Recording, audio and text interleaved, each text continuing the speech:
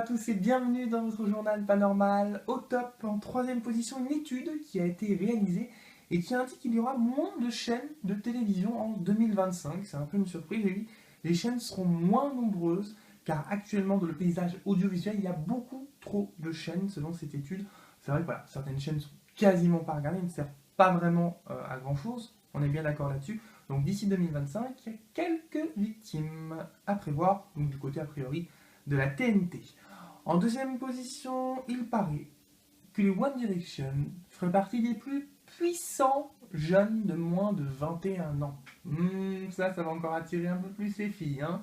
Et oui, les One Direction, c'est selon un classement, ils sont voilà, les plus donc du coup puissants, qui ont moins de 21 ans, tout simplement. Et en première position, la suite d'un film qui a été un véritable succès il y a quelques mois. Si je vous dis Kev Adams, forcément, vous me dites les profs et les profs inspirés d'une BD aura une suite au cinéma. Suite à ce succès, ce sera prévu donc dans quelques mois.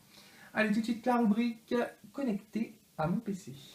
Cette semaine, connecté à mon PC, j'ai constaté que la police faisait un peu n'importe quoi en dehors de la France. C'est vrai, ils ont quand même interrompu deux tournages. Le tournage de Person of Interest, croyant qu'il y avait vraiment une fusillade, et puis le tournage de Hollywood Girls. Ça, ils auraient mieux fait de l'interrompre définitivement d'ailleurs, croyant qu'il y avait une vraie agression à la police. C'est vraiment en France qu'elle est la meilleure, hein, faut croire. Hein.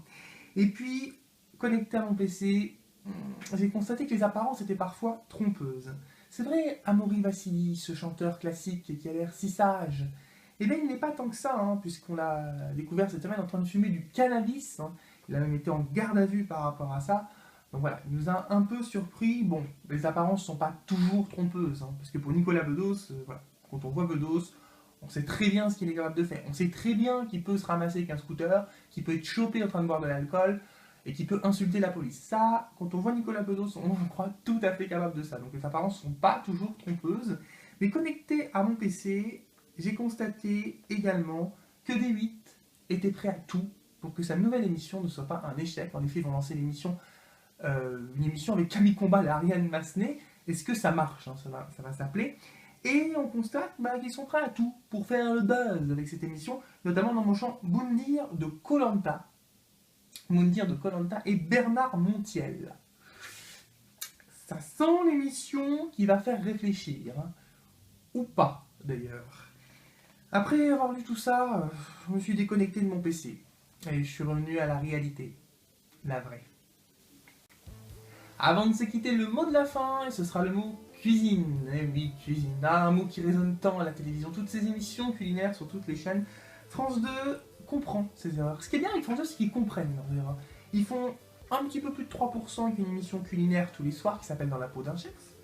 Et pour remplacer cette émission d'ici quelques semaines ou quelques mois, ça va être une émission de cuisine. France 2 a commandé 60 numéros d'une émission de cuisine. Et oui, France 2, la chaîne qui comprend ses erreurs. Moi je vous dis, indigestion garantie, hein, à force. Hein.